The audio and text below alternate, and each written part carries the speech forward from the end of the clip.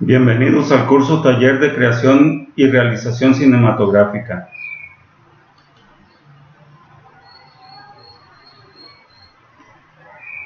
Los elementos de la narración son ingredientes indispensables en una historia, tanto en una historia literaria como en una historia cinematográfica. La diferencia entre la historia literaria y la historia cinematográfica es el narrador. En el caso de la historia literaria, el narrador es la voz que nos cuenta la historia. En el caso de la narración cinematográfica, la cámara es el narrador y es la voz que nos cuenta la historia. En el caso de la narración literaria, nosotros tenemos un elemento que se llama argumento. En el caso de la narración cinematográfica, ese elemento se llama conflicto. Las narraciones literarias contienen acontecimientos.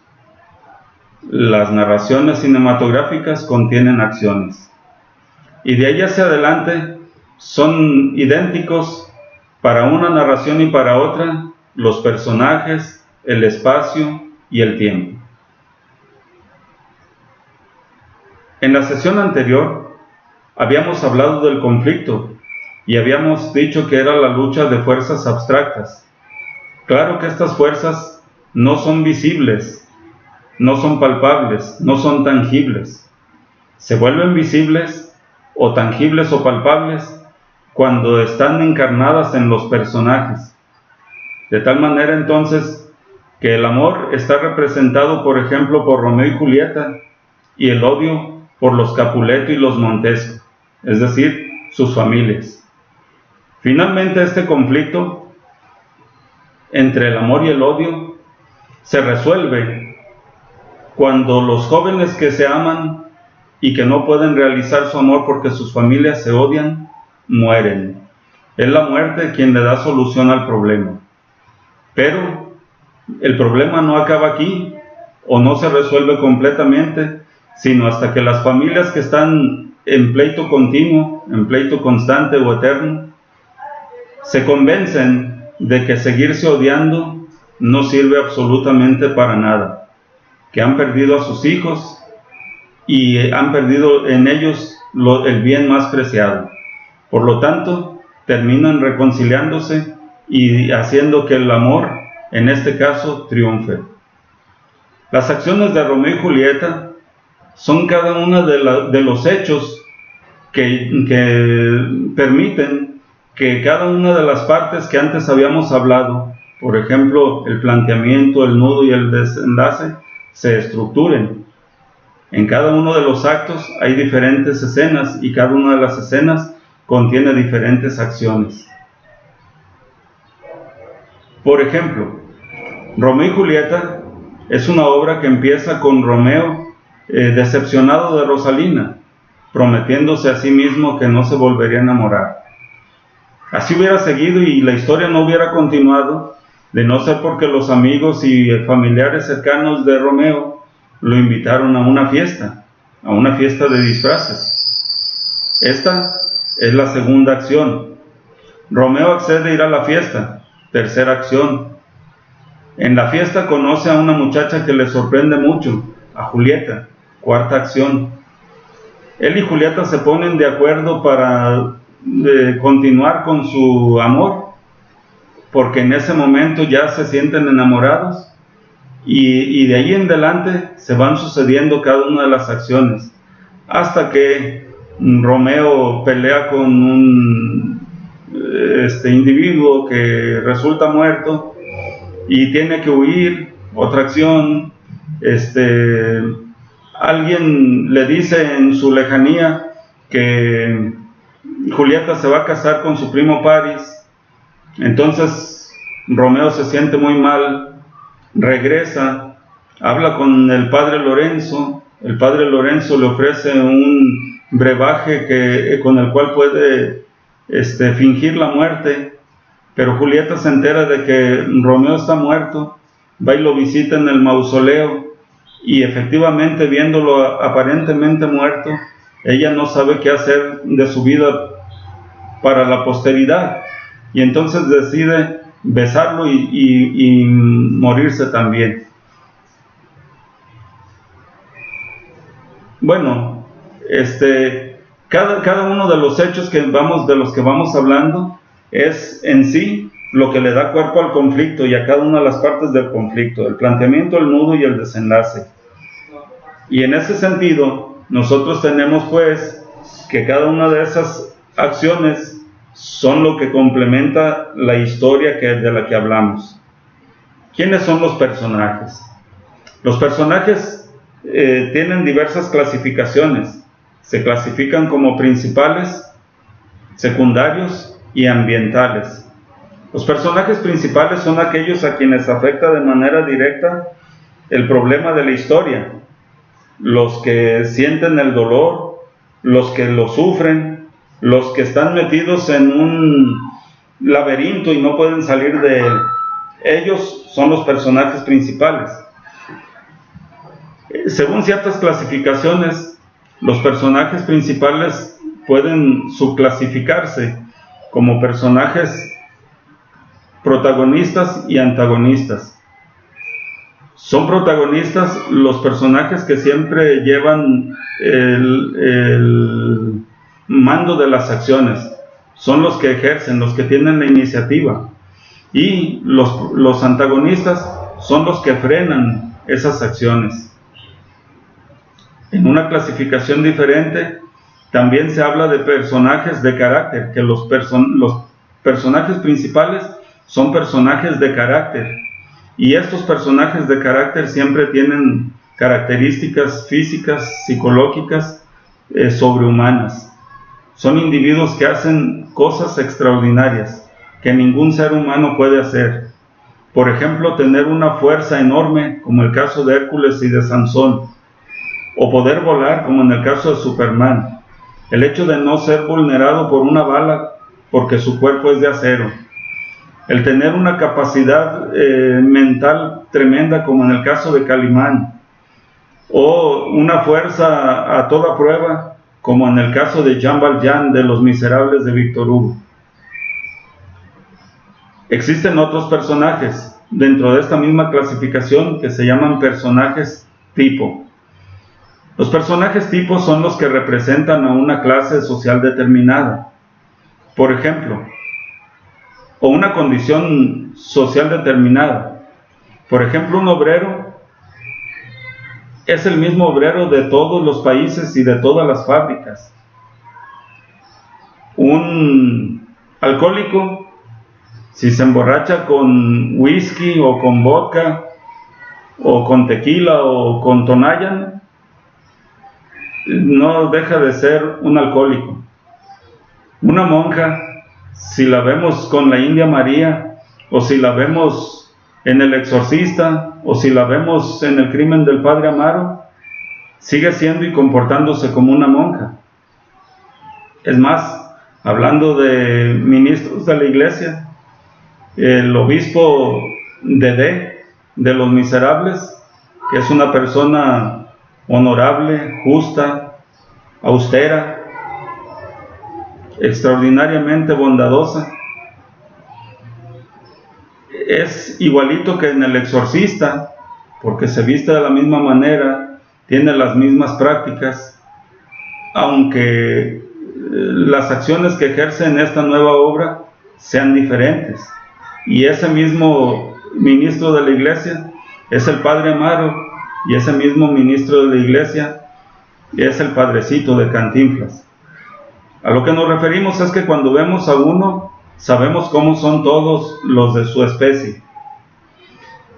Y en esta misma clasificación encontramos los personajes individuo. El personaje individuo es como cualquiera de nosotros, como tú o como yo, que es capaz de tener pequeños aciertos y sentirse contento y satisfecho, o de tener pequeños errores y sentir que se le hunde el mundo.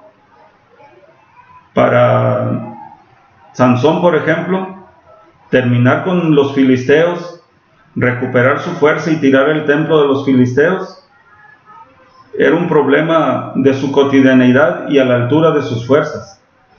Pero si uno de nosotros se quedara sin empleo, ese ya sería un gran problema a la medida de nuestras fuerzas. Por eso el personaje individuo es un personaje ordinario, que se alegra igual con pequeños triunfos y se derrota con pequeños errores. En ese sentido, nosotros encontramos que los personajes se clasifican y que a la hora que nosotros los creamos, tenemos que volverlos visibles y creíbles para las personas que contemplan nuestra historia. Los personajes secundarios son aquellos que siempre acompañan al personaje principal, o están en su vida o están presentes en algún momento, y su utilidad es el hecho de que ellos son un factor para que cambie el curso de la vida del personaje principal. Por ejemplo, ya hablábamos antes de Romeo y Julieta. Romeo estaba decidido a no volverse a enamorar, estaba completamente decepcionado de Rosalina, y así hubiera seguido si sus amigos y parientes no hubieran llegado a invitarlo a una fiesta. Entonces, en este sentido, encontramos un personaje secundario que es factor de cambio o que es factor de incitador para las acciones que suceden. También un personaje secundario es, por ejemplo, el obispo de D en Los Miserables. Jean Valjean es un criminal, o por lo menos es concebido por la sociedad como un criminal, y él ha pasado tanto tiempo en la cárcel que se la cree, y así seguiría si no se encuentra un día con el obispo de D, al cual Jean Valjean roba, y por el cual el obispo de D le hace creer a la policía que él le había regalado los objetos.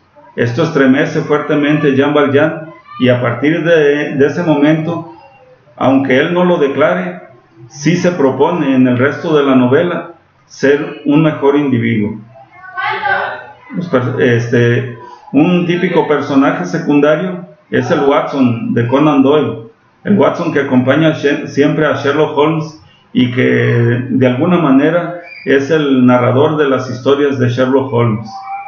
Este personaje también ayuda a que las acciones de Sherlock Holmes se vean completas.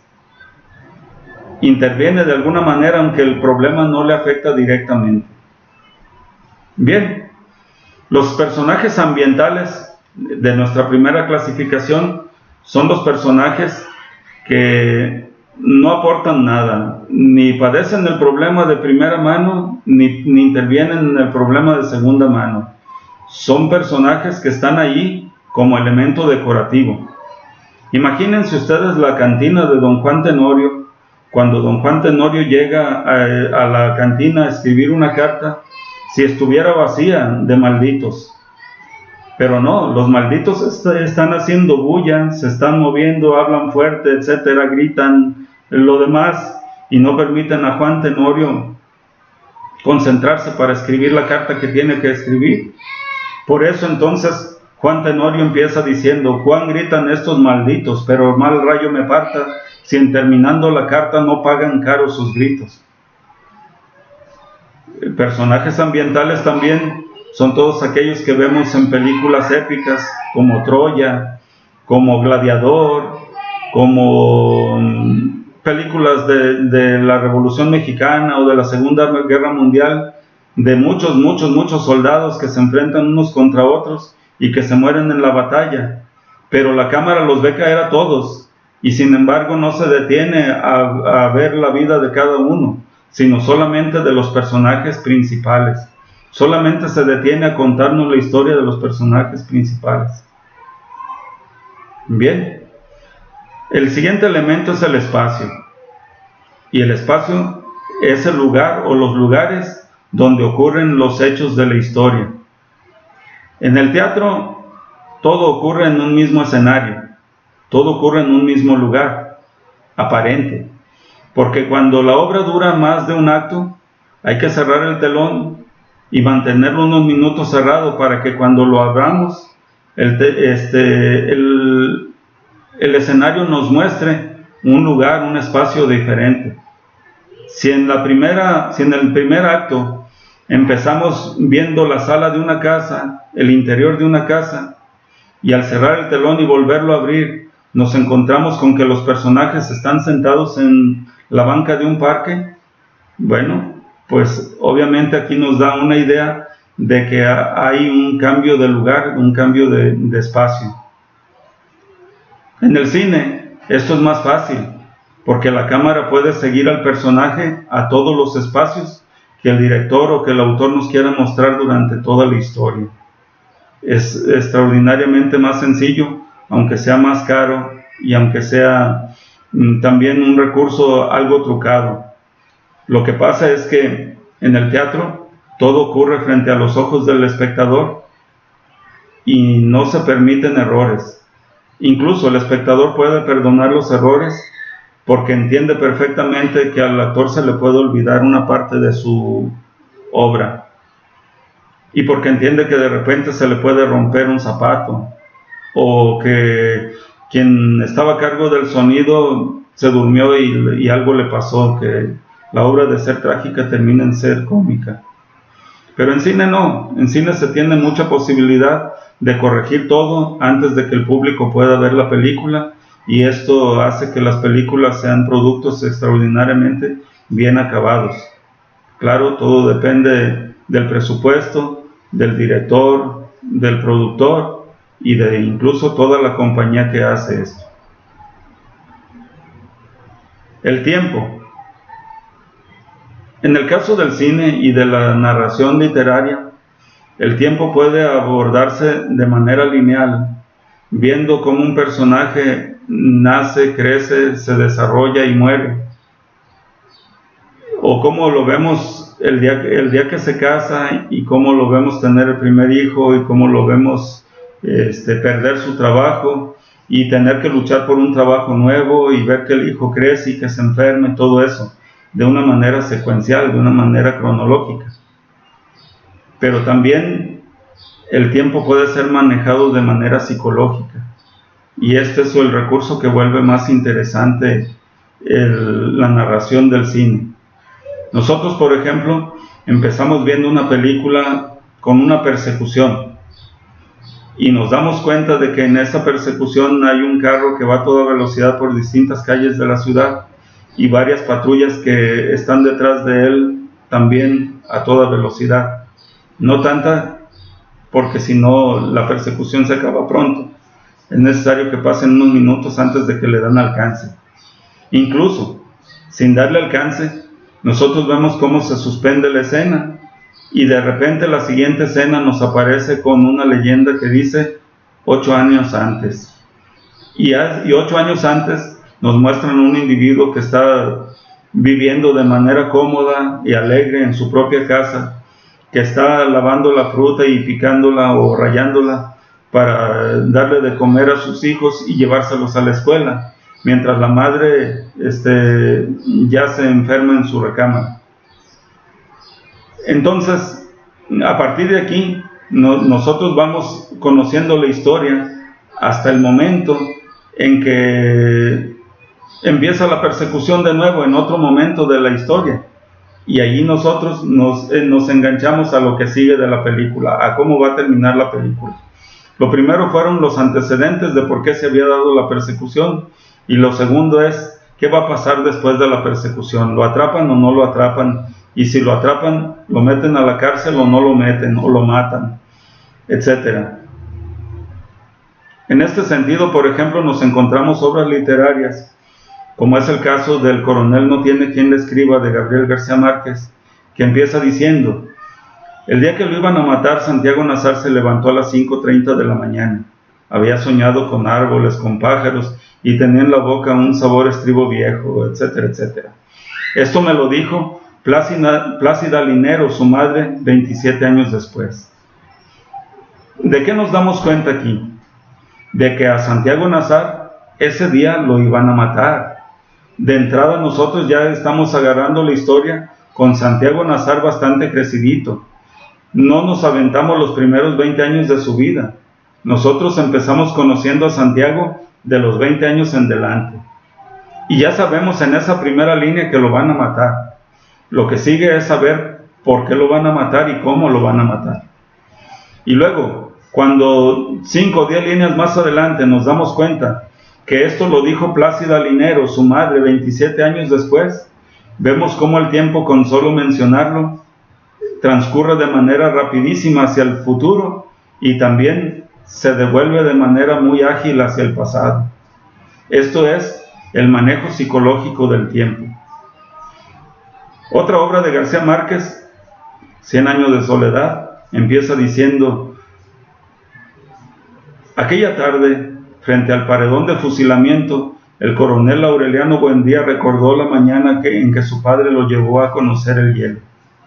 Nosotros nos damos cuenta de que al coronel Aureliano Buendía lo van a matar, lo van a fusilar. Pero a partir de su recuerdo, nosotros empezamos a conocer toda su historia anterior.